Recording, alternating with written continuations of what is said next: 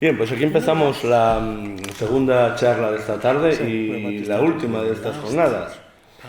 Vendrán más en otros años, pero bueno, en este caso terminamos aquí, terminamos por todo lo alto, nada menos que con Jill Thompson. Que Jill es una de las invitadas que estuvo en una de las primeras jornadas, no puedo recordar cuál, la cuarta, quizá la quinta, hace ya unos añitos. Y estamos muy contentos de tenerla de vuelta con nosotros para que nos cuente la gran cantidad de cosas que ha hecho desde entonces. Algunas yo creo que de la parte más interesante de su trabajo. Pero vamos a empezar un poquito, porque claro, eso de que empezamos hablando de lo último, bueno, no, desde luego, muchos de vosotros incluso a lo mejor erais muy niños cuando en aquella primera vez, entonces quizás mejor empezar un poquitito por el principio, hablar de sus inicios, aquello haciendo Elementals o Phazon, quiero recordar, en First Comics y otras independientes. ¿Cómo yo recuerdo a ella ahora aquellos tiempos que supusieron de alguna manera su debut en el mundo del cómic profesional?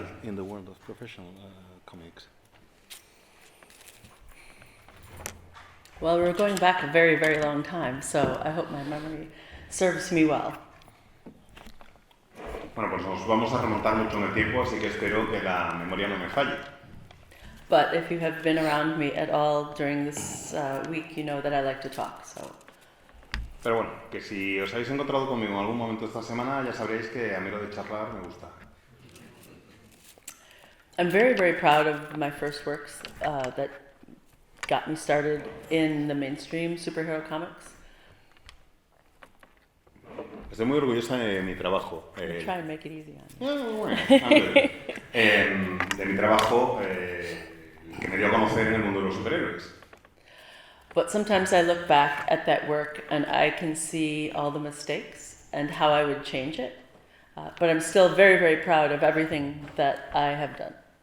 A veces echo la vista atrás y veo todos los errores que cometí en aquella época y me gustaría poder cambiarlos, pero a pesar de ello sigo estando muy orgullosa de todo lo que he hecho. Let's see what's behind me right now, then I will have a memory. Oh, that's Elementals. I think so. Lo que tenemos ahí atrás es de Elementals. Okay, so I was still in art school when I was working on this comic. Cuando trabajaba en este cómic estaba todavía en Bellas Artes. My very first work for professional comics came while I was finishing up my last year of art school at the American Academy of Art. They did not teach comic book anything there. Mi primer trabajo como profesional del cómic pues lo conseguí cuando estaba en el último curso de Bellas Artes en la American Academy of Arts, donde no impartían ni una sola asignatura de cómic. While I was attending that school, I was also going to comic book conventions and showing my portfolio to the artists that would come or local artists. Some of these people were the same people who recommended that I should go to art school. I should take all of the courses that they could offer and then apply everything I learned to the art of comic storytelling. Because they said, obviously, if you read and see and know comics, you understand the language of comics, and you already know how to do that. So don't copy people that you see. Learn all of the rules of art before you decide to apply this to comics.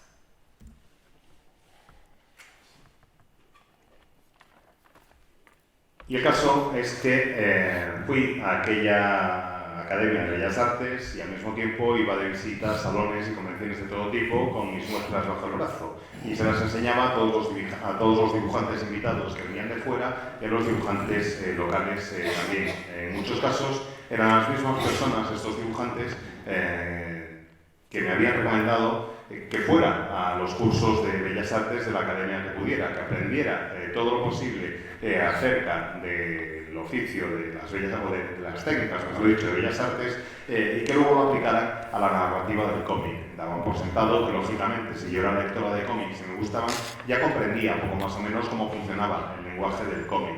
Que lo que tenía que hacer no era copiar a dibujantes profesionales que ya estaban siendo publicados, sino que tenía que aprender las reglas y técnicas de las bellas artes para poder luego llevar ese conocimiento conmigo y aplicarlo al mundo de la historieta.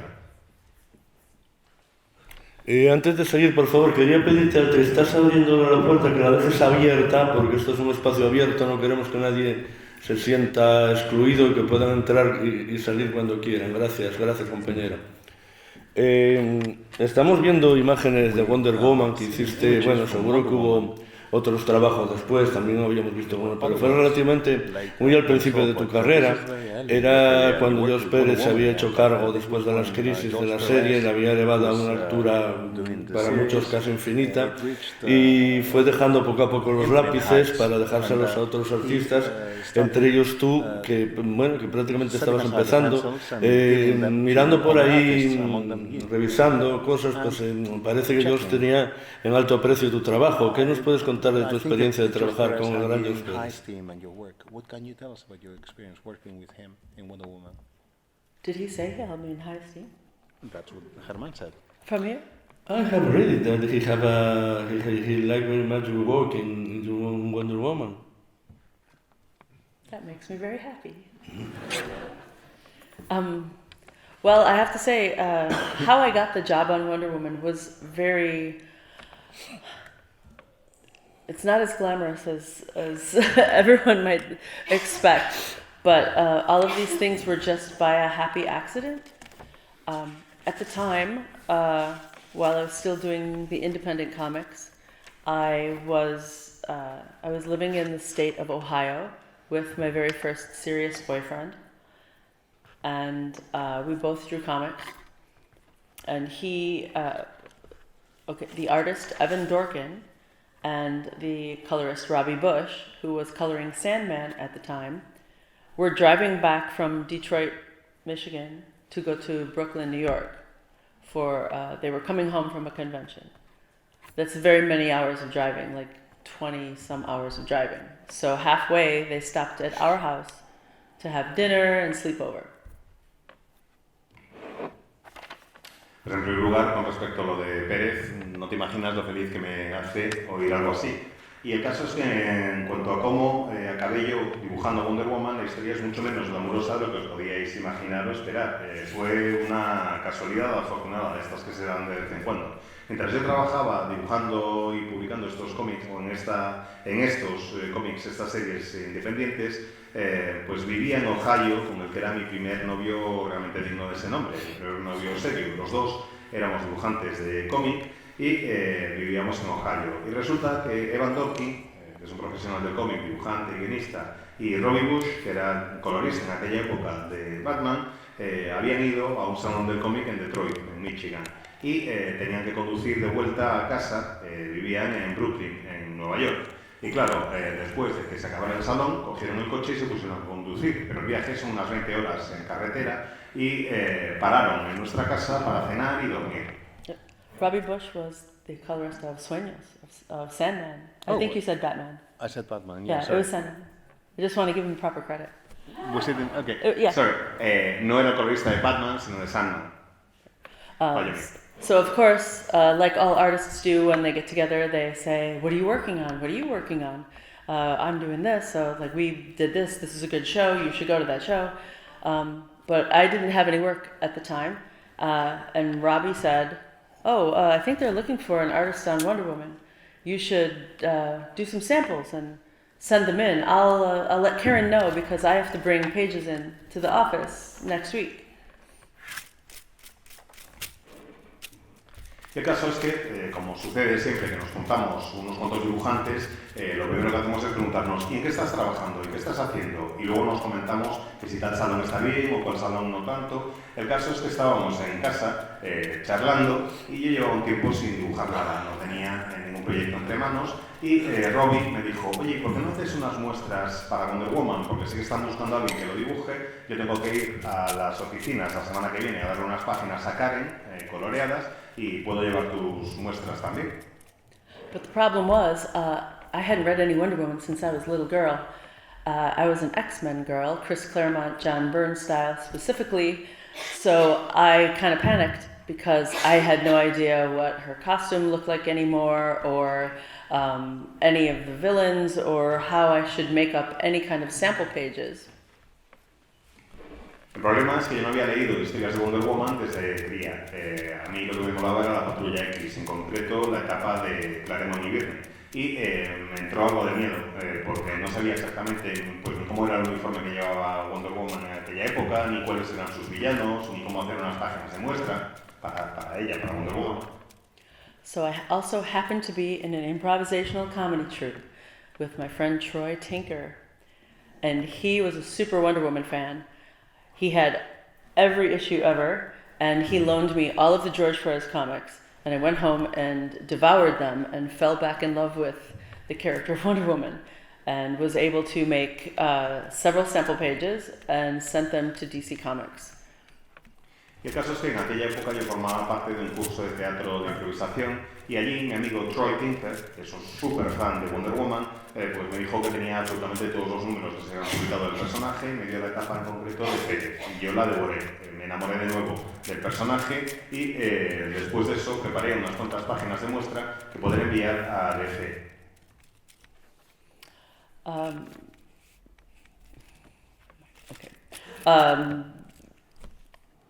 So after I sent them in, I'd never done anything like that before. I usually was dealing with people face to face when I got a job, but almost immediately after Karen got the pages, she called me on the phone, offered me some sample pages, more sample pages, but they would pay me this time to do them. She wanted to see if I could work from the script that they had.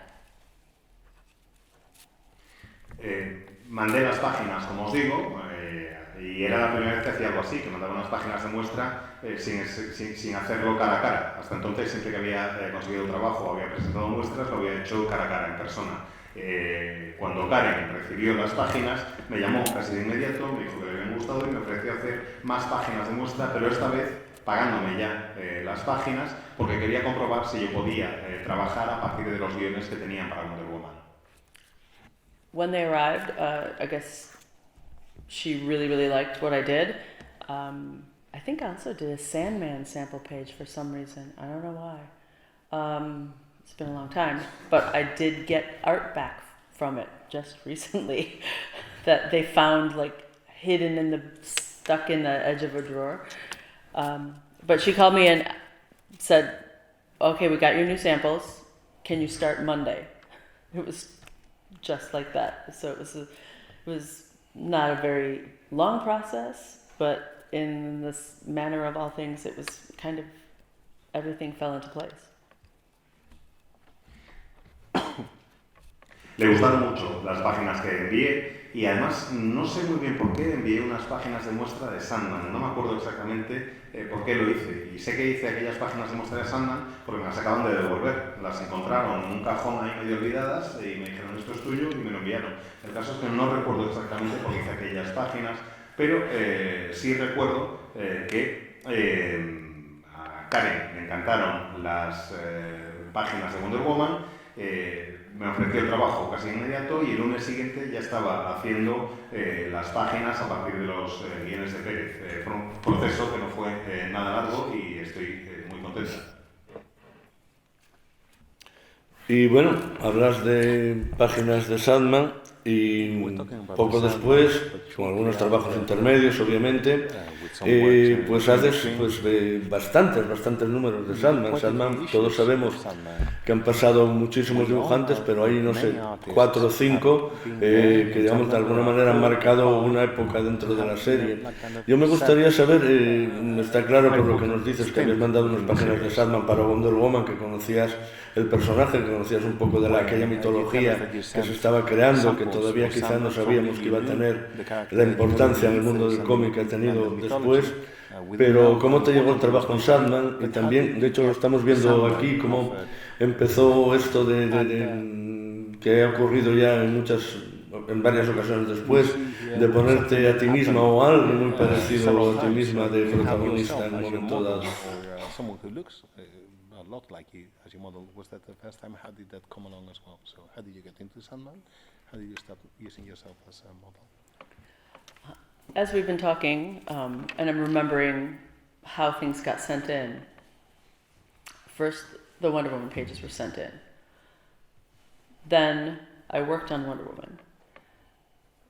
The Sandman sample came later, actually, when now I remember exactly what happened with that. While I was working on Wonder Woman, I had an editor. They switched editors.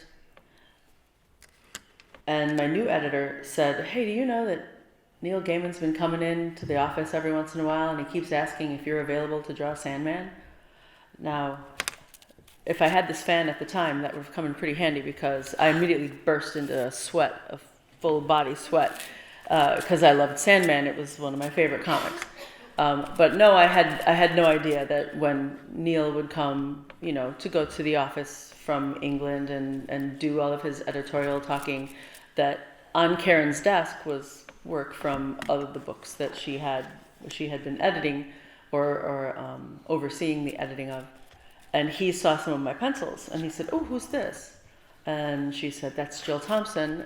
She's just started drawing Wonder Woman. And he said, oh, I really like her. Maybe I should have her. I think I want her to do a couple of issues of Sandman.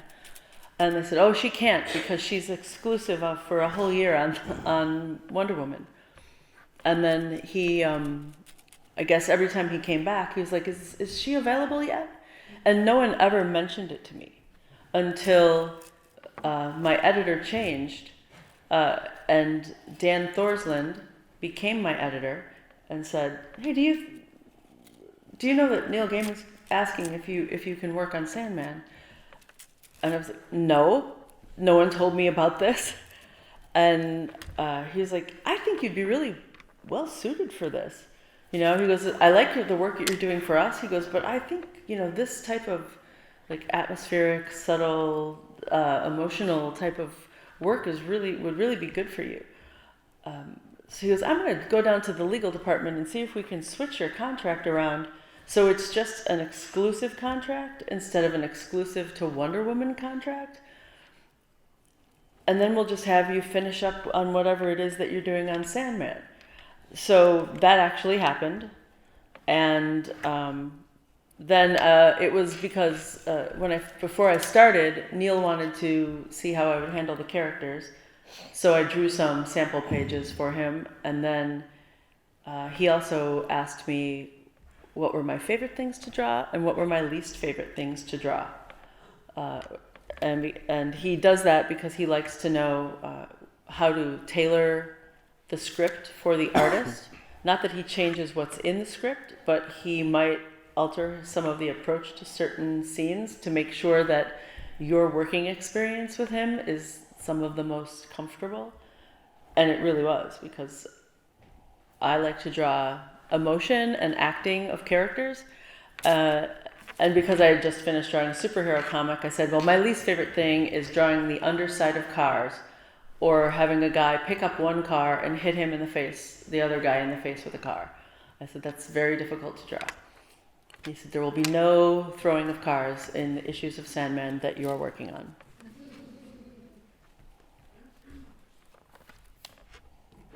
Mientras hablamos, me voy acordando de cómo fue exactamente la historia y ya sé cuál fue el orden cronológico. Primero trabajé en Wonder Woman y después de trabajar en Wonder Woman fue cuando hice las páginas de muestra de Sandman. Y eso fue gracias a que hubo un cambio de editor en Wonder Woman. Y mi nuevo editor fue el que me dijo, oye, ¿sabes que Neil Gaiman está preguntando si estás disponible para hacer algunos números de Sandman? En el momento en el que me dijo eso, me hubiera venido bien tener a mano un abanico como el que tengo ahora, porque empecé a sudar, por todo el cuerpo. Estaba empapada en sudor de lo nerviosa que me puse, porque Sandman era una de mis series favoritas en aquella época. Yo no tenía ni idea de que cada vez que Neil iba a las oficinas de DC, cuando volaba desde Inglaterra para reunirse con sus editores o lo que fuera, no tenía ni idea de que en la mesa de Karen, de su editora, pues había también páginas de las demás colecciones que Karen editaba o cuya edición supervisaba. Y resulta que en una de esas visitas Neil vio mis lápices y dijo, ¡uy, qué bonitos! ¿De quién son? Y Karen le dijo, son de Wonder Woman, son de Jill Thompson para Wonder Woman. Y Gaiman le dijo, bueno, me gustaría ver si es posible que ella me haga un par de números de Sandman, porque tengo una idea en la que le podría ir muy bien. Lo que pasa es que en aquel momento yo tenía un contrato de 1 año para trabajar en exclusiva en Wonder Woman. Así que cada vez que Neil volvía a las oficinas de DC, preguntaba, bueno, ¿ya está libre Jill? ¿Ya está disponible para trabajar conmigo? Y a mí no me había dicho absolutamente nadie nada de todo esto, hasta que mi editor, Dan Zoslin, el nuevo editor, me dijo, oye, ¿sabes que Neil Gaiman pregunta por ti cada vez que viene a las oficinas porque quiere que hagas un par de cosas en Sandman? Y dije, no tenía ni idea porque nadie me había dicho nada de eso. Y Dan, mi editor, me dijo, es que yo creo que eso se te daría muy bien, estoy muy contento con el trabajo que estás haciendo en Wonder Woman, pero me parece que algo donde la atmósfera es tan importante y donde hay que ser sutil, pues podría funcionar muy bien. Un trabajo tan emocional, pues creo que te podría ir muy bien a ti. Así que voy a hacer una cosa, voy a hablar con el departamento jurídico para ver si se puede cambiar tu contrato y pasarlo de que sea un contrato en exclusiva para dibujar Wonder Woman a que sea un contrato en exclusiva para trabajar para nosotros. Y ya está. Con lo cual tú acabas lo que tienes ahora entre manos de Wonder Woman y el resto del tiempo que quede en tu contrato lo dedicas a hacer números de Sandman. Y así sucedieron las cosas. Lo que pasa es que antes de que pudiera yo empezar con Sandman, Neil me preguntó si podía hacer una serie de páginas de muestra, pues para que él se hiciera una idea de si entendía bien los personajes, si sabía cómo reflejarlos, cómo moverlos y demás. También me preguntó algo que me gustó mucho, y es que me dijo, ¿qué es lo que más te gusta dibujar y lo que menos te gusta dibujar? Neil lo hace siempre porque quiere que la experiencia de trabajar con él sea para los dibujantes lo más cómoda posible. Adapta los guiones a lo que le gusta a los dibujantes. Eso no quiere decir que cambie la historia, sino que a lo mejor modifica el enfoque del argumento, del guion que está haciendo para que la experiencia de trabajar con él sea lo más cómoda y fácil posible. Y eso es lo que pasó en mi caso. Yo le dije que lo que menos me gustaba dibujar eran los bajos de los coches. Y también peleas en las que alguien agarra un coche y se lo estampa en la cabeza a otro personaje. Eso no me gustaba para nada. Y Neil me dijo, no te preocupes, que no va a haber ni un solo coche en todos los números que tú dibujes de Sandman. The next part of the question was about why does Etain of the first look resemble me? At the moment of my life, when I was drawing that, I was not in a happy place in my relationship. And when there was the opportunity, there was a character in the script that Neil just had given a name. And usually he would describe the type of person it was or what they looked like. But with Etain, he didn't say anything. The only thing that happened with her is she was sitting in her house, she was having some coffee, she was thinking about something, she got this weird premonition, and she wanted to get out, and then her house blows up. But I felt like my life was blowing up, so I said, hey, can she look like me? Is it okay? And I go, I kind of feel like that. And he said, well, yes, but remember, she can't be wearing sexy underpants. She has to be wearing the kind of underpants you wear when you have to do the laundry and you don't have anything left to wear, so you wear all the whole ones with holes in them as you're waiting for your other clothes to be washed. And I said, I don't own any of those, but I can imagine it, and I will make her look like that.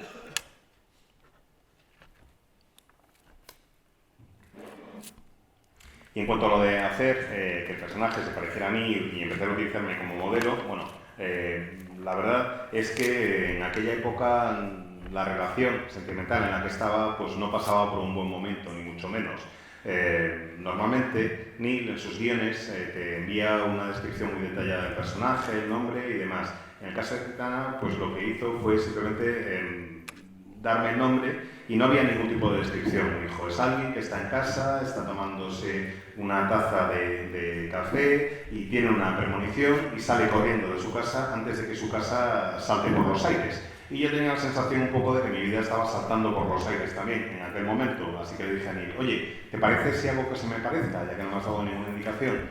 Y Neil me dijo, vale, no hay problema, pero no puede llevar braguitas sexy. Nada de ropa interior sexy, sino que tiene que estar con ese tipo de braguitas que te pones cuando no te queda nada más limpio y tienes que poner la lavadora y mientras estás esperando a que se laven y se seque el resto de tu ropa interior, pues llevas ese tipo de braguitas que están siempre al fondo del cajón. pues eso es lo que tienen que llevar. Y dije, yo de esas no tengo, pero me puedo imaginar cómo son. Así que esa fue la primera vez que me utilicé como modelo para un personaje. En aquellos números, bastantes números de Sandman, de hecho lo víamos antes en alguna imagen, empezaste a usar ya ese tipo de personajes pequeñitos, que luego más adelante hiciste en Los Pequeños Eternos, pero yo creo que, vamos a ver, luego hiciste también un montón de números, de páginas para diferentes series de DC, Secrets into the Mystery, Cosa del Pantano. Y luego vino lo que yo creo que fue como el principio de un cambio en tu carrera, que hasta entonces había sido un dibujo pues bastante realista, a hacer Scary Godmother, la bruja madrina, con una especie de cuento de hadas a la inversa, muy divertido, muy entrañable. ¿Cómo es ese cambio de la Jill que dibujaba, pues eso, lo que digo, realista, a crearte este universo de hadas, esqueletos, monstruos?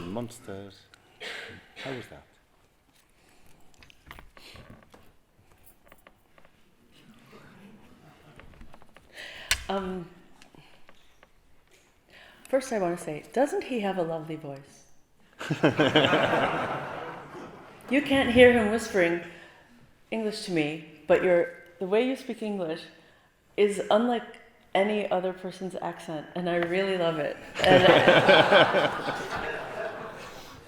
El hombre que susurraba a los dibujantes.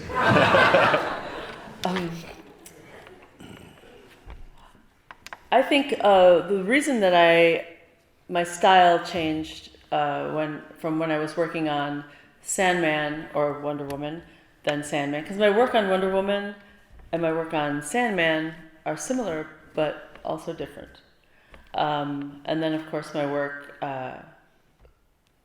on Scary Godmother is completely different than other quote-unquote realistic comics that I've illustrated. And still, my realistic style is very cartoony compared to people like,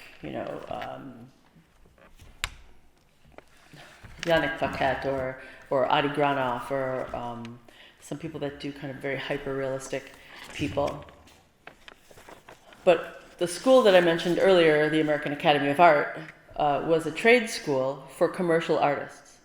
And I took many types of illustration class. So I took watercolor to learn how to paint. I took, the first year you had to take a course of fundamentals, which taught you design and composition and color theory and perspective. And then you had to take every day 3 hours of life drawing, which I did for 3 years. So every single day I had 3 hours of life drawing. In my second year of school, I took illustration, and that course was specifically designed to make sure that you got a job doing anything that came your way. So they were very busy creating commercial artists. And at the time, without any computers, you needed to take your portfolio to an ad agency that might hire you to do advertising, or you might need to do a portrait. And if they, whomever was hiring you, would say, we need a guy that can draw 10 illustrations in black and white of vegetable soup cans for the newspaper coupons. And your job as an illustrator was to go, I can do that, because they wanted you to be employed. Or if it was, we need someone who is going to be able to do some gouache illustrations of beautiful roses for this magazine. And you go, I can do that. So while I was doing all of my, sorry, is this too much? No. Okay. While I was doing all of my assignments for school, I learned how to try and do different styles of art. Now, I never expected that when I would work on different types of stories, that different types of art would come out. But that seems to be what has happened. Because when I started to draw Scary Godmother, this really very kind of exaggerated, curvy furniture, strange curls, long limbs kind of style came out that paired very well with watercolor. And I tried to just do a pen and ink illustration and then color it, but it didn't look like what I was seeing in my head. So I just had to keep doing it until what I saw in my head came out on the paper. And that was very different from Sandman. And like when I would draw Lord Fanny is like me doing a pen and ink style where I'm inking with, you know, as simple lines as possible to convey the character. It's like I want it to be very direct. So it's weird because it depends on the story. I have an idea for a new story that I want to do myself, and I want to do black and white watercolor wash, but it'll be more realistic. But it's going to be interesting to see if I can come out on paper what I see in my head.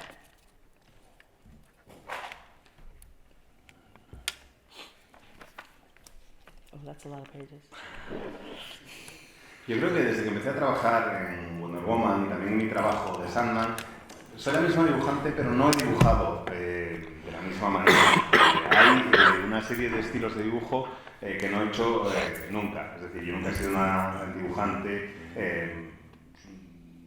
de tipo hiperrealista. Siempre hay un toque caricaturesco en mi forma de dibujar. No he sido una dibujante como Yannick Paquet o Adi Granoff, que hacen este dibujo hiperrealista, sino que me he ido adaptando siempre con ese toque caricaturesco en mi estilo de dibujo. Cuando fui a esta Academia de Artes de las que os hablaba antes, nos enseñaban a ser ilustradores comerciales y estar listos y listas para lo que pudiera surgir. Querían que tuviéramos todas las herramientas a nuestra disposición para poder dibujar y pintar. Te daban los conceptos básicos de diseño, de composición, de teoría del color, y luego, por ejemplo, me hice 3 cursos haciendo dibujo al vivo, es decir, copiando a modelos o dibujando a modelos al natural. En el segundo curso de esa titulación de Bellas Artes nos enseñaban a hacer ilustración comercial, básicamente para que estuviéramos listos y pudiéramos encargarnos absolutamente de lo que se terciara. Pretendían que tuviéramos una salida comercial una vez acabáramos con una titulación. Normalmente lo que hacías, cuando querías ser ilustradora comercial en aquella época, es que llevabas unas muestras de tu trabajo a una agencia de publicidad, incluías un poco de todo, dibujos, retratos, lo que hiciera falta, para que si alguien te llamaba desde una agencia y te decía, oye, necesito 10 ilustraciones en blanco y negro de una lata de sopa de verduras para poder reflejar, o sea, para poder imprimirla ahora mismo y ponerla en los cupones de descuento del periódico. O necesito que hagas unas rosas al wash para poder llevarlas a una revista. Con esa asignatura lo que conseguimos al final fue acabar desarrollando distintos estilos. Y yo no esperaba tener que aplicar esos distintos estilos a mi forma de dibujar, pero acabó por suceder. En el caso de Bruja Madrina, por ejemplo, lo que me salía de manera natural es que los muebles de su casa tienen líneas bastante sinuosas y las extremidades de los personajes son bastante largas. Y me pareció que aquello quedaba muy bien en acuarela. Intenté hacer dibujos de la Bruja Madrina a lápiz y tinta, pero el resultado no era como yo lo veía en mi cabeza. No podía reflejar sobre el papel lo que quería. Y ese estilo era distinto en el caso de Sandman también. En el caso de Lord Fanny, que lo acabamos de ver en pantalla hace un ratito, pues traté de utilizar líneas mucho más sencillas para que el personaje fuera mucho más directo, para llegar más directamente a quien estuviera leyendo el cómic. Y eso es raro, porque depende mucho de la historia. O sea, lo raro para mí es que depende mucho del tipo de historia. Me sale de manera natural el cambiar el enfoque en función del tipo de historia. Ahora mismo estoy trabajando en un proyecto propio, una historia propia, en el que quiero usar wash y aguada en acuarela de blanco y negro, y espero poder reflejar sobre el papel lo que tengo en la cabeza. Y viene después, poco más o menos, Estamos viendo imágenes, las hemos visto antes del libro de los pequeños eternos y ahora de muerte a las puertas de la muerte, quiero recordar que era el título. Luego vino Dead Boy Detectives. De alguna manera son libros todos distintos, pero usando de nuevo un estilo que no es que se parezca a Sky Mode, de hecho tampoco se parecen entre ellos, pero son conceptos distintos, como parecía que Jill iba creando un estilo de dibujo, un estilo de narración nuevo en cada uno de los libros. Cuéntanos, por ejemplo, cómo nació el primero, la idea esta de hacer estos pequeños eternos en el que habíamos al perro, creo recordar que de delirio, yendo a visitar a todos los eternos en un peregrinaje para volver a casa.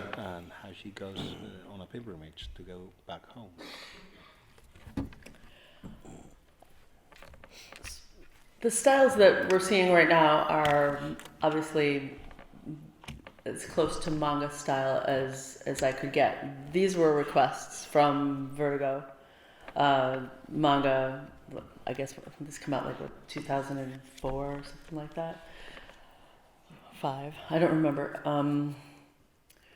Manga was very popular. There was a huge influx of manga being translated into English, and I guess there are many bookstore representatives and retail representatives that kept asking Vertigo, why don't you have any manga? Why don't you do manga versions of these books that you have out?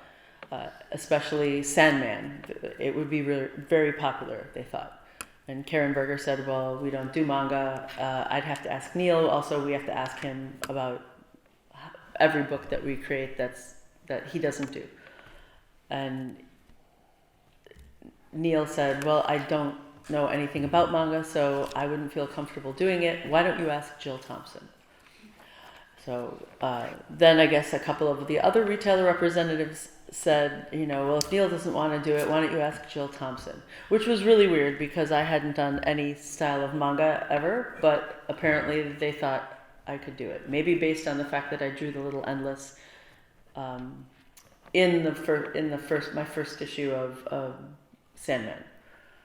And the way that happened was one of the panel descriptions was Neil Gaiman asking for Dream and Death as if they were drawn by Sheldon Moldorf, who did a comic for DC called Sugar and Spike. So he was still trying to incorporate other DC things into the Sandman universe. And I asked him, do you want me to draw him like Sugar and Spike because you're trying to make him super cute? Or because you're trying to do this homage to Shelley Moldorf. And he said, well, I want him to be very cute. And I said, well, if you want it to be the cutest, it should be Hello Kitty.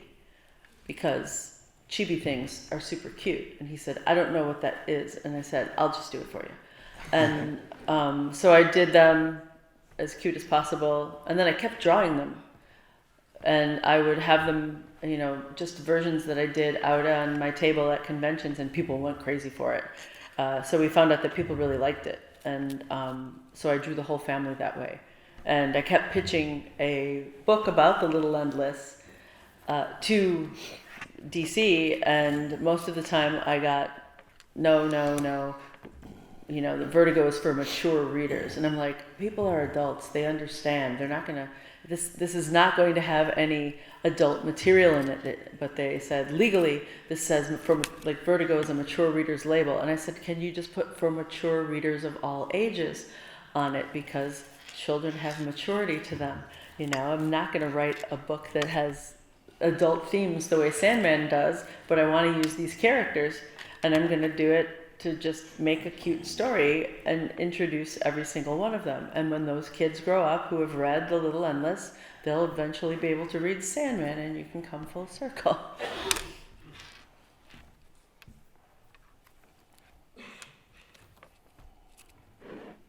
Las imágenes que veíamos antes son de la aproximación más cercana que puedo tener yo en mi carrera y en mi obra al manga. Fue algo que me pidieron en Vértigo en 2004 o 2005 creo, porque Vértigo tenía una línea que quería ser Vértigo Manga. El manga era muy popular en aquella época y no es que hubiera mucha tradición en el mercado anglosajón para tratar de acercarse. Varios representantes y distribuidores se pusieron en contacto, varios distribuidores y representantes de librerías se pusieron en contacto con Vértigo cuando hubo el boom del manga y le decían, oye, ¿por qué no hacéis una versión manga de vuestros personajes? ¿Por qué no hacéis una versión manga de vuestros personajes? Sobre todo del universo de Sandman, porque creemos que funcionaría muy bien. Se lo propusieron a Karen y Karen dijo, yo no tengo ni idea de manga y no sé qué no podría hacer. Y además, por contrato, estamos obligados a contactar con Neil y a consultarle en todos los proyectos de Sandman que no dice él. Así que dejar que lo primero que haga sea hablar con Neil Gaiman. Y Neil le dijo, mira, Neil les dijo, mejor dicho, yo no tengo ni idea de manga, pero creo que si alguien lo puedo hacer sería Jill. Los distribuidores le habían dicho también a Karen Berger, la editora, que creían que yo podía hacer un proyecto de manga. Y a mí me parecía bastante raro cuando me lo dijeron, porque yo no había hecho en aquella época manga en mi vida. Sospecho que lo hicieron porque habían visto mi versión de Los Pequeños Eternos, una versión de Los Eternos, Los Pequeños Eternos, que yo había dibujado en mi primer número de Sandman. Y acabé dibujando esa versión de Los Pequeños Eternos porque hay una viñeta en la que Sueño, hay una serie de viñetas en la que Sueño tiene que ir a Casa de Muerte. Y cuando Sueño va a Casa de Muerte se cruza con Los Pequeños Eternos. En el guión de Neil me decía, y quiero que sea una versión de Los Eternos como una especie de homenaje a Sheldon Mogoth y a su Sugar and Spice, a sus personajes. En aquellos tiempos todavía estaban intentando meter Sandman dentro de la continuidad general de DC y por eso querían hacer referencia a la colección de Mogoth. Y yo le dije, oye, ¿tú quieres que sean los personajes como los de Sugar and Spice, o sea, que sea una versión de Los Eternos como los de Sugar and Spice, o porque quieres hacer un homenaje a Mogoth, o simplemente que quieres algo que quede mono y que sea chulo? Y Gaiman me dijo, no, lo que quiero es que sea algo mono, algo chulo. Y dije, pues lo mejor puedes hacer ese estilo chibi como Hello Kitty. Y Gaiman me dijo, no he entendido nada de lo que me acabas de decir, no tengo ni idea. Así que dije, no te preocupes, que ya me encargo yo de hacerlo por ti. Y eso es lo que hice. Me puse a trabajar tratando de dar una versión chibi de los personajes, que es lo que quería. Por cierto, que Sugar and Spice es Sal y Pimienta, la edición de Novaro, por si hay alguien que lo haya leído en su momento. Total, que me puse a dibujar los personajes al estilo chibi y una vez los dibujé no podía dejar de dibujarlos a Los Pequeños Eternos. Cada vez que tenía un dibujo de Los Pequeños Eternos en mi mesa en las convenciones, la gente enloquecía y eso me animó a tratar de dibujar a toda la familia. A partir de ahí empecé a contemplar la posibilidad de hacer un proyecto con Los Pequeños Eternos que presentarle a Vértigo para ver si a DC le interesaba. Y en Vértigo me decían, no, es que somos una línea o un sello para lectores maduros y solo hay material para adultos. Y yo le dije, ¿y por qué no hacéis una cosa? Ponéis la etiqueta para lectores maduros en el proyecto de Los Pequeños Eternos diciendo que es para lectores maduros de todas las edades. Y así ya estará todo resuelto, porque hay niños y niñas que son muy maduros como lectores. No voy a tratar ningún tipo de tema adulto en las páginas de los proyectos de Los Pequeños Eternos, pero sí quiero presentarles esta versión de los personajes y pensar que si a esos críos y esas crías les gustan Los Pequeños Eternos y se los leen de niños, cuando sean mayores acabarán por llegar a Sandman seguro y así cerraréis el círculo.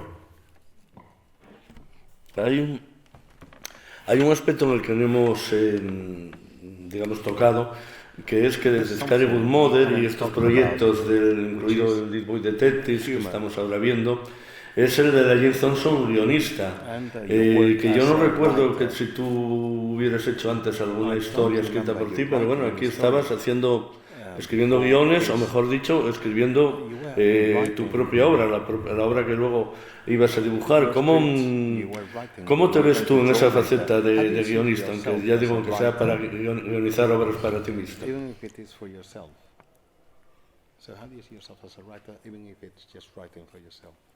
I'm really damn good at it. Soy buenísimo. I see myself as a storyteller. I like to talk. I like to make things. I like to create on every level. I used to do improvisational comedy. That's telling a story with no props and dealing with other people on stage. So I like to communicate ideas, and I like to entertain. So when I first had my own ideas for characters, I've always had ideas, but it wasn't until Scary Godmother that I had an idea that had a beginning, a middle, and an ending. And characters that seemed to just start creating new stories for themselves in my head. So I think once I did that one, it made it more possible for other ideas in my head to get fleshed out and become things. And usually when I'm working on one thing, whether like the idea for Scary Godmother came when I was not employed on anything. But it was a happy accident of my niece was being born. I wanted to be her godmother. I thought I'd make a book for her, but then I really wanted to be her godmother. But I was much more goth than I am now. If you find Pepe, he's got a picture of me from 23 years ago. So my hair was big and orange, but I wore a lot of black and skeletons and stuff. I still wear skeletons, but... so I thought about myself standing in the back of the Catholic Church with all of this gear on, and I said these words out loud. I'd be a pretty scary godmother. And when I said them together, suddenly I got the flash of what this little witch fairy would look like. And I drew her quickly. And then the next day I drew her as she looks now. But once I said that, it seemed like it opened up a door and all of this imagery came out. And then I thought, I'll make a book for the baby. That'll be a good present. And then as I started, writing things down and sketching out ideas and doing stuff, I went, hey, wait a minute. I have a whole idea for my own thing. I'm going to make a book for the baby. Not just draw it and staple it together and give it to her mother. I'm going to try and get this published because I actually have a thing.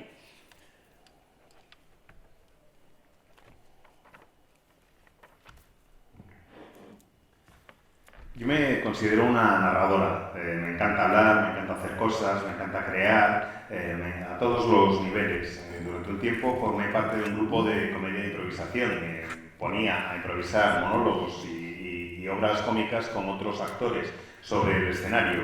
Siempre me gusta tener ideas, comunicarlas y tratar de entretener. Y la primera vez que tuve una idea que no se limitó simplemente a la creación de un personaje fue con La Bruja Madrina. Es la primera vez que tuve en mente una historia con su principio, su desarrollo y su final, o su introducción, su nudo y su desenlace.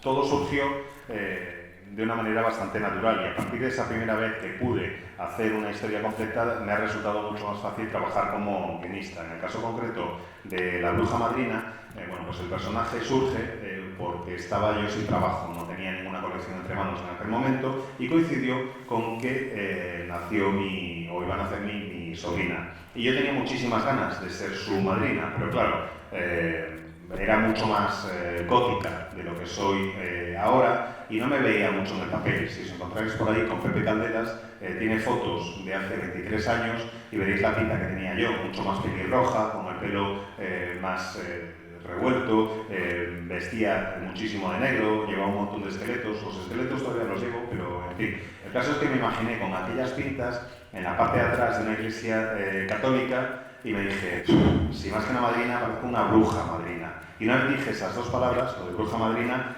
inmediatamente cobró cuerpo el personaje, aquella brujita, o lo que acabaría siendo esa brujita. La dibujé por primera vez casi de inmediato, para no olvidarme de ella, y al día siguiente la volví a dibujar y ya la dibujé con el aspecto que tiene incluso hoy en día. Una vez dije las palabras es como si se hubiera abierto una puerta en mi interior y empezaron a salir un montón de imágenes. Y tantas imágenes salieron que pensé que lo mejor que podía hacer para el bebé era crear un cómic, crear un tomo, un libro para ella, para dárselo y que lo pudiera ver. Y mientras iba haciendo los dibujos y iba concibiendo la historia y pensando, bueno, esto lo voy a grapar y se lo voy a dar a la madre de la niña, me dije, espera, que esto igual no es solo para mi sobrina, a lo mejor aquí tengo toda una colección y quiero ver si encuentro a alguien que me lo pueda publicar y hacer una obra larga. And then once I had one story that I had written and illustrated under my belt, then I felt more confident in writing down other ideas that I had and pitching them to places. And then I think once other people in the comic book industry saw that I had this thing that I wrote and illustrated, they started thinking of me as more than just a penciler or just the artist of the book. That's when editors started to ask me about writing things. And then when I was working on the At Death's Door manga, while I was doing that entire thing, I kept getting ideas for other stuff. Like I would see these flashes of little characters doing stuff, and they were very insistent, and that's how my book Magic Trixie came about. I don't think that's been translated into Spain yet, but anytime I was working on a book for DC or while I was doing Beast of Burden or other things, I have all these ideas that flash in my head as either complete scenes or even breakdowns of pages with the art on them, and then I have to take that and just write things down, file them away for when I might have a chance to do them, or actually make them like I did with Magic Trixie and some other things. And I think the Dead Boy Detectives came because once I did the Death manga, they expected me to keep doing mangas, and they take a long time because I was writing, penciling, inking, lettering, doing the gray tone indications, so Lee Lowridge could then do the color, the tone coloring for it. And it would take about a year and a half to do all those things. And I said, I thought you were going to have a lot of other people making other manga while I was doing this. And they're like, no, well, we just expected that you would keep doing them. And I was like, I want to do more of my own things. But I ended up doing one more, which was the Dead Boy Detectives. And then I said, please have other people do this while I'm doing this, because you're missing out on an opportunity to have more product, and I can only do so much.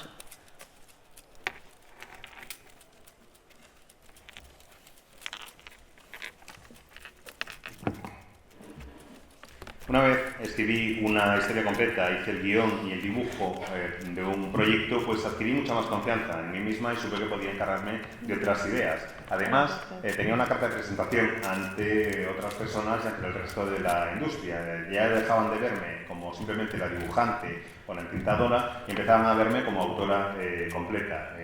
A partir de ese momento me encargaron también de escribir guiones para otras personas. Hice a las puertas de la muerte, pues encargándome absolutamente de todo. Desde que empecé con ese proyecto me fueron surgiendo en la cabeza ideas para otras historias, para otros personajes propios. Me salían imágenes de repente. Una de esas imágenes dio lugar a Magic Trixie, que es otro de mis proyectos. Es una serie que creo que no se ha traducido todavía al castellano ni se ha publicado en España.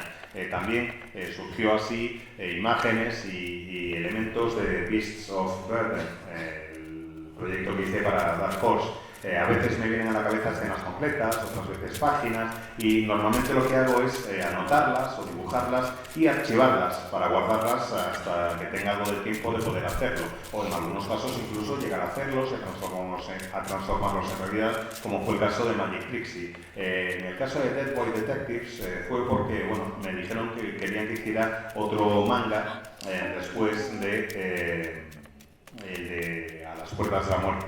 El problema es que mis mangas me requieren muchísimo tiempo, porque no solo me encargo del guión y del dibujo, sino que también hago la tinta, la separación de grises, etc. Tardé 1 año y medio en ese proyecto, y mientras yo estaba trabajando en ello pensaba que en Vértigo y en DC iban a contratar a otras personas para que hicieran más mangas, y no fue el caso. Me dijeron, no, te tienes que encargar tú y lo tienes que hacer tú con nuevos proyectos. Pensaban que una vez acabara con A las puertas de la muerte, pues iba a ponerme con nuevos proyectos de manga y demás. Y yo le dije, oye, mira, pero es que yo también quiero hacer mis proyectos y mis cosas. El caso es que al final acabé haciendo un manga más, que fue Dead Boy Detectives. Y mientras lo hacía, les dije, pero de verdad, Vértigo, DC, contratad a otras personas para que hagan mangas, porque estáis perdiendo una oportunidad fantástica, y yo doy para lo que doy y llego donde llego.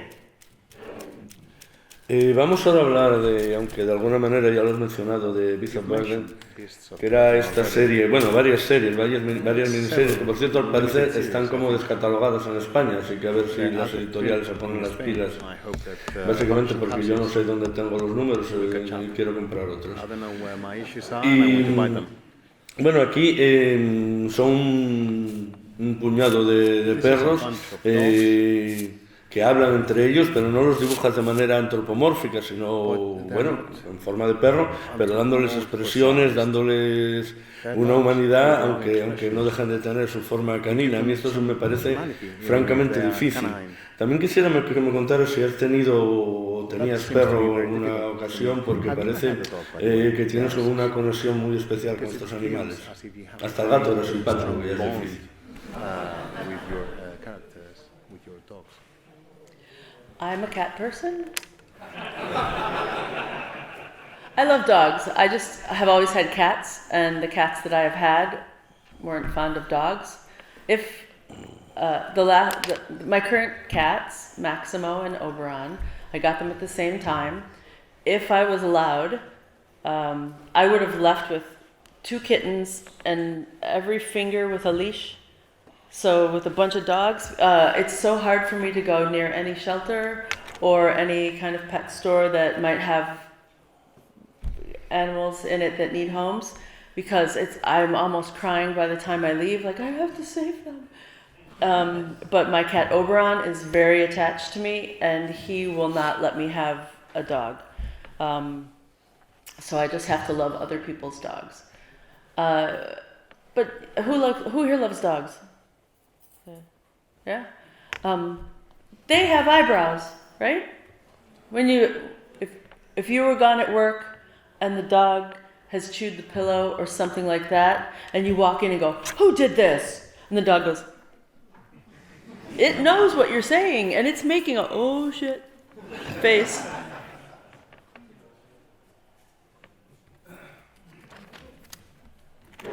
A mí lo que me gustan son los gatos. Soy más una persona de gatos que de perros. Es verdad, me gustan los gatos, los perros, pero prefiero los gatos, siempre me han gustado más. Y tengo 2 gatos ahora que se llaman Máximo y Oberón. Si por mí fuera, cada vez que voy a un refugio de animales, a una asociación, a la protectora de animales o a una tienda de mascotas, pues saldría con un par de gatitos bajo el brazo y con una correa en cada dedo, y al extremo de esa correa, de cada correa, un perro. Lo que pasa es que me conmueve cada vez que entro en uno de estos sitios y me da ganas de salir casi llorando diciendo ¡hay que salvarlos a todos! Pero bueno, Oberón, mi gato, es un gato que está muy unido a mí y no me permitiría tener un perro, así que de momento nada. Y por cierto, veo que en la sala hay unas cuantas personas que a las que les gustan los perros, que tenéis perros, sabéis que tienen cejas casi, y que cuando, por ejemplo, volvéis a casa y el perro ha mordisqueado la almohada y se la ha comido y os ponéis ¿quién ha hecho esto? El perro hace como diciendo ¡mierda! Gil ponía aquí el ejemplo. See? Wait, which example? This example? The one thing, when I've been working on all of the comics that I do, my main focus is to make sure that I connect with you or whoever reads it. I want to make you laugh, I want to make you cry, I want to make you feel something. And often I am emotional while I'm creating the book. When I was finishing my run on Sandman, there was a point when I knew I only had one more issue that I had to draw. And I begged Neil Gaiman to please let me draw the rest of the series. And he said, I can't do that. He said, Jill, I can't do that because I've offered it to other people and they have to have their art. And I said, I don't care about other people. I only care about me. And I could do this, and I could do it really good, and I could even draw it like other people if you want me to. But my last issue, I was so attached to the characters that I felt like Sandman when he's sitting in the chair crying. I mean, I cried while I was drawing that page because I felt like Dream on that page. on the opposite end of the spectrum, when I worked on Beast of Burden, I had to draw. Is everyone here familiar with Beasts of Burden? Oh, you should get Beasts of Burden, but apparently there's no publishers that are publishing it. So maybe you can get it online. There's a point in the story. It's where one of my favorite character, Ace, has something very sad that happens to him. And while I was drawing it, I was crying, and I didn't even start painting it yet. And I remember a tear fell from my eye while I was painting onto the paper, and because it has salt in it, your tear, that causes a reaction in watercolor, and it makes what it calls a water flower. So when I was first trying to get people interested in reading the book, I said, here, take one of these. I cried while I was drawing it. If you don't like this book, or tell me, find the place. I actually shed a real tear onto the page. If you can find it, and if you come back and tell me that that it didn't do anything for you, it's like, I'll let you keep it, and but if you like it and you want more, then you have to buy the rest of them. And so far, no one has ever come back to me without slamming money down on the table and said, I'll take them all.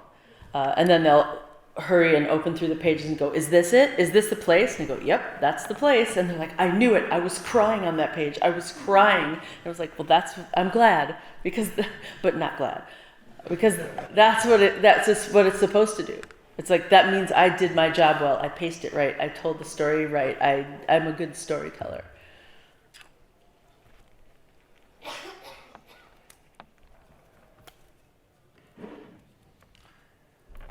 Cuando hago un cómic, lo que intento es conectar con quien esté leyendo. Eso es lo que persigo en cada una de las páginas que hago. Normalmente yo me emociono cuando estoy haciendo los tebeos.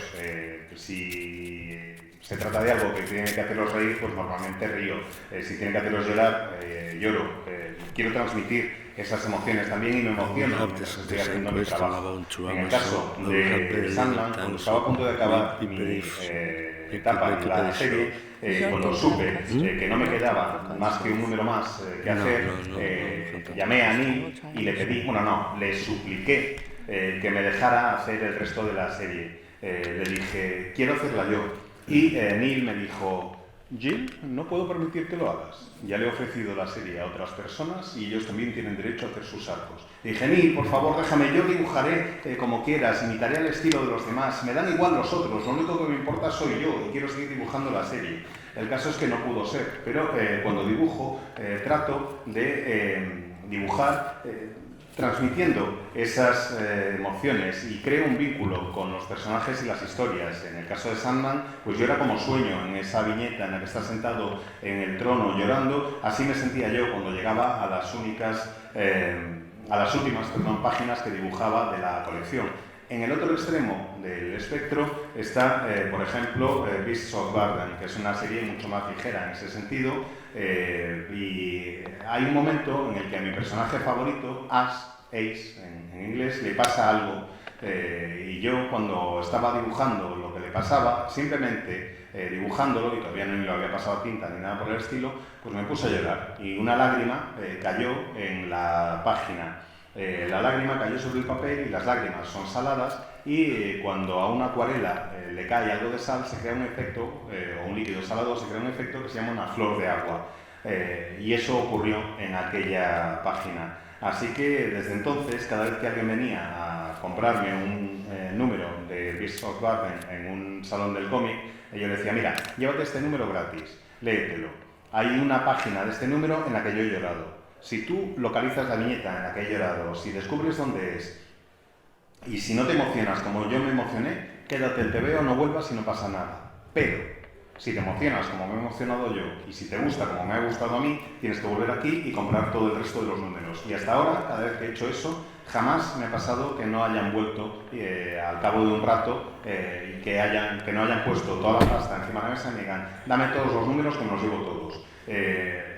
además de eso, una vez compran el TVO, abren la página, buscan esta que os digo y dicen, ¿a qué era aquí? ¿A qué era aquí? Y yo les digo, pues sí, ahí es donde lloré. Y eso me resulta muy satisfactorio. Bueno, no es que me resulte muy satisfactorio o que me guste, sino que quiere decir que he hecho, o que me divierta, sino que quiere decir que he hecho lo que tenía que hacer, que he hecho bien mi trabajo, he contado bien la historia, que le he dado el ritmo adecuado y que he sido una buena narradora. Pues para terminar, y ya le he pedido a Jill, y por favor recuérdaselo, Diego, que sea muy breve, pero tendríamos que hablar de True Amazon. Jill, después de bastantes años de dibujar a Wonder Woman, vuelve a hacer Wonder Woman, en este caso el inicio, digamos, el nacimiento del personaje, pero como autora completa y con un estilo totalmente diferente. Cuéntanos, pero ya te digo muy brevemente cómo fue el trabajar en esta obra. I was really pleased to be able to return to Wonder Woman in a completely different way than I had worked on it previously. Like I said, when I first started Wonder Woman, I hadn't read it in a long time, and I think the reason that I hadn't read it is I thought she was too perfect, and I didn't like that. I found it to be boring because I liked the X-Men and other things that were very soap opera, very complicated. DC Comics, I feel, makes characters that are gods that try and be men, and Marvel Comics made men who suddenly have the powers of gods, and how you would deal with that. So, and that's how I grew up reading comics. So I wanted to tell a story that would make Wonder Woman have to learn how to be Wonder Woman. And it would be very much like a fairy tale or an opera, because I feel if she was very steeped in Greek tragedy, she didn't have a lot of the heroic and often very complicated histories that Greek mythological heroes have, like I'm in love with my mother, or I only have one, like I have one flaw, but it comes because someone slashed my Achilles tendon. So I wanted to give her an Elseworlds style origin story that would satisfy me as a child and a reader, but also get her back to exactly the same place of being an excellent, perfect hero that would be able to go into the DC universe and do everything she did after she leaves Paradise Island. Is that quick enough? Pues la verdad es que me gustó mucho poder volver a Wonder Woman y poder tratarla de una forma distinta a lo que había hecho en el pasado. Sinceramente, Wonder Woman creo que no lo había leído desde que era niña, como os decía antes, porque me parecía que era un personaje demasiado perfecto. Realmente no me gustaba demasiado, eso es lo que no me llama la atención de los personajes, por eso no me prestaba no le hacía demasiado caso. A mí me gustaba mucho la Patrulla X, como os decía antes, más que nada por el tono de culebrón que tiene la serie. Los personajes de DC tienden a ser dioses que tratan de ser seres humanos, mientras que en Marvel se trata de seres humanos que de repente se encuentran con grandes poderes y tienen que aprender a lidiar con ellos. Así por lo menos sucedía en los cómics con los que yo crecí. En la historia que yo cuento lo que trato es de mostrar cómo Wonder Woman aprende a ser Wonder Woman. Quería vincular sus orígenes con los cuentos de hadas o con la ópera, o incluso con las raíces mismas del personaje que yo creo que están en las tragedias griegas. Quería darle una historia heroica. Normalmente sus historias, las historias de los superhéroes, no son demasiado complejas, y lo que quería era enraizarla o entroncarla con la mitología griega, donde te encuentras a personajes realmente muy trágicos, como por ejemplo un personaje que está enamorado de su madre, otro personaje que solo tiene una vulnerabilidad y va y resulta que le cortan el tendón de Aquiles. En fin, lo que buscaba era contar una historia que fuera satisfactoria para mí como lectora, que me permitiera presentar las vulnerabilidades de Wonder Woman y al mismo tiempo transformarla en la heroína perfecta que luego es cuando entra en el universo DC después de abandonar Isla Paraíso. Pues llegamos aquí al final de esta charla, que yo personalmente me lo he pasado muy bien, porque la obra de Jill me gusta mucho, creo que a vosotros también. Con la obra de Jill nos hemos emocionado, hemos llorado también. Me estoy emocionando también, así que mejor vamos a despedirte con un fuerte aplauso y agradecerte estar aquí. ¿En serio?